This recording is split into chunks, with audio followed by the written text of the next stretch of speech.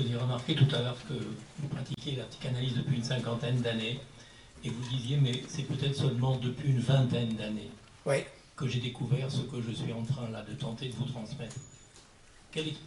On sait tous que vous avez énormément travaillé, y compris pendant les 30 premières années.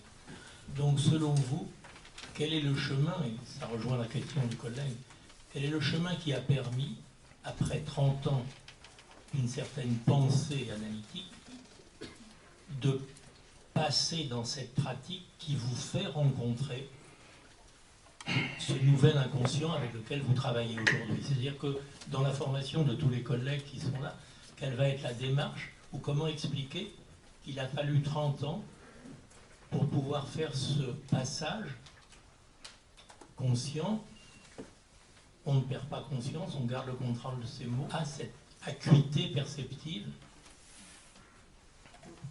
C'est magnifique votre question.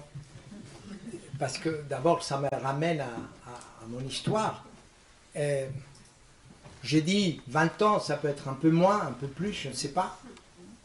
Mais si je dois revenir en arrière, je dirais que pendant 30 ans, j'étais un élève sage, obéissant.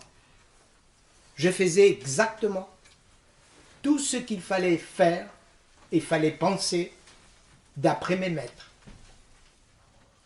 Et je dois dire que j'ai eu des maîtres merveilleux. J'ai eu beaucoup de chance, beaucoup de chance. Pas seulement Lacan et Dolto et Serge Leclerc. J'ai eu en Argentine déjà un merveilleux maître en psychiatrie.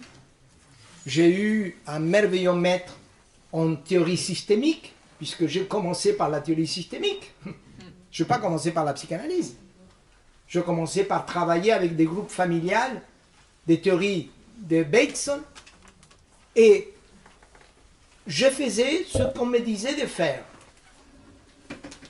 Et puis, je crois que c'est Dolto, que lorsque je suis allé voir Dolto, comment il travaillait avec les enfants dans la consultation de la rue Cujas, où j'étais assis là, à côté d'elle, où elle parlait aux enfants et elle faisait la science aux enfants, et je voyais cette science comme un ping-pong, comme si on voit un tennis.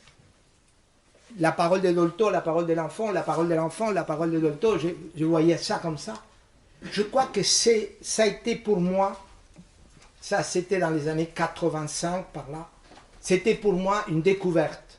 Et je me suis dit, mais Dolto fait ce que je retiens de faire, ce que j'ai retenu de faire.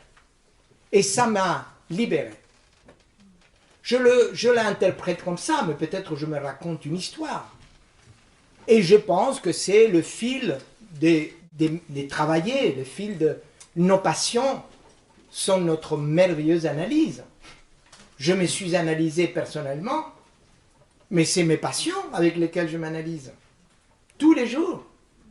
24 heures sur 24. Pas tellement, mais à peu près. À peu près. 18 heures par jour. Je m'analyse tout le temps. Mais vous aussi, j'imagine. Et vous, madame, aussi.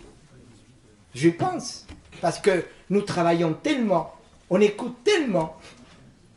Et je crois que l'impact de l'autre qui nous parle, l'obligation de répondre, de trouver les mots qu'il faut, de trouver l'opportunité, c'est un travail formidable, magnifique, magnifique. Je crois que nous faisons le plus beau métier du monde. Je le pense.